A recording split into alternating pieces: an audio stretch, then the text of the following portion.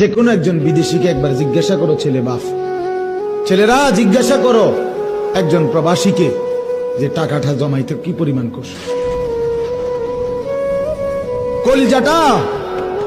মাটিত লাগিয়া যায়, কি কষ্টে টাকা রোজগার করে,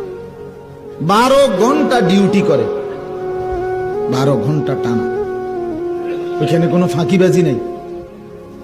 12 ঘন্টা ডিউটির পরে রুমে 12 জন 14 জন একটা সাদ্দুর বিছাইয়া মাটিত শোয়, নিজেরা রাইন্দা খায়, নিজের জামা কাপড় নিজেরা ধোয়। যে কোনো একজন বিদেশিকে একবার জিজ্ঞাসা করো ছেলেরা জিজ্ঞাসা করো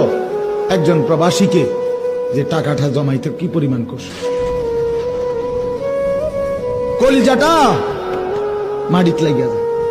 কি কষ্টে টাকা রোজগার করে, 12 ঘন্টা ডিউটি করে, 12 ঘন্টা টানা, ওইখানে কোনো ফাঁকি